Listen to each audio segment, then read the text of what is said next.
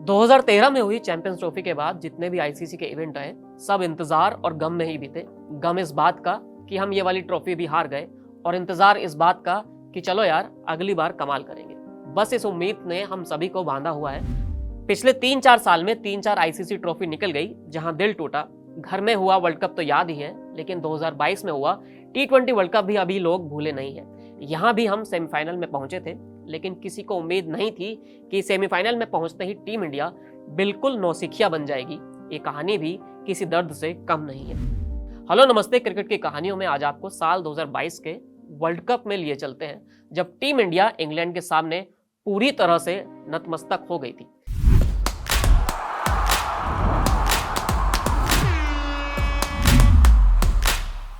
दो 2022 का world cup एक नहीं कई मामलों में खास रहा था। वर्ल्ड कप से पहले सूर्य कुमार यादव कमाल की फॉर्म में थे, खासकर T20 फॉर्मेट में। हर कोई यही उम्मीद कर रहा था कि सूर्य तो धमाल कर ही देंगे, लेकिन पहला और सबसे जरूरी धमाल विराट कोहली ने किया।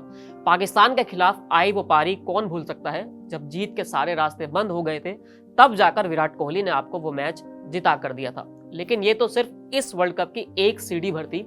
उम्मीद आगे बढ़ती गई और फिर हम सेमीफाइनल में पहुंच गए। इस टीम के कप्तान रोहित शर्मा थे। जब विराट कोहली कप्तानी किया करते थे तो बार बार यही इल्जाम लगता था कि बाकी सब तो ठीक है, लेकिन हम वर्ल्ड कप नहीं जीत पा रहे हैं। रोहित आए तो लोगों के पास एक सुकून ये भी था कि रोहित ने 5 IPL जिताए हैं, वर्ल्ड कप भी जिता सकते हैं।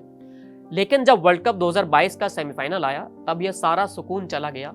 ये सेमीफाइनल इंग्लैंड के खिलाफ था, वो इंग्लैंड जिसने पिछले कुछ वक्त में T20 और वनडे खेलने का तरीका बदल दिया था। लेकिन इंडिया अपनी धुन पर सवार था।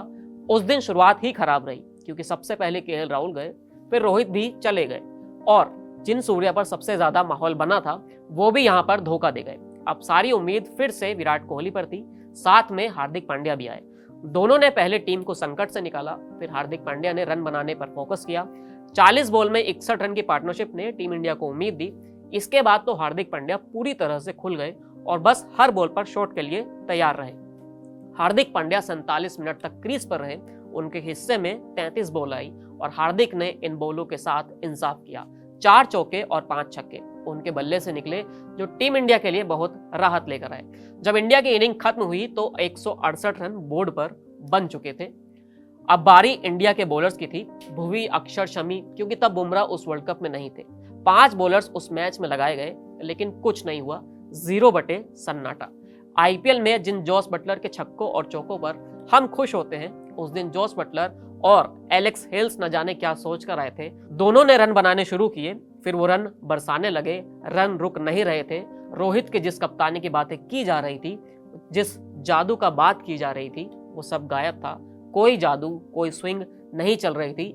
इंग्लैंड मानो वो मैच जीतना नहीं चाहता था, आपको कुछ बताना चाहता था। जिन 168 रन के लिए टीम इंडिया इतना संघर्ष कर रही थी, वो इंग्लैंड ने 16 ओवर में ही खत्म कर दिया था। एक भी विकेट नहीं गिरा था। इंग्लैंड ने 10 विकेट से उस मैच को जीता। वो भी ऐसी हार रही जो कभी भूली नहीं जाती है, क्योंकि यहाँ भी सपना टूटा था।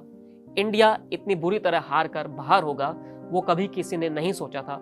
उस हार में बेबसी थी, क्योंकि कुछ पता नहीं लग रहा था। उम्मीद यही रहती है कि ऐसी हार फिर नसीब नहीं होगी।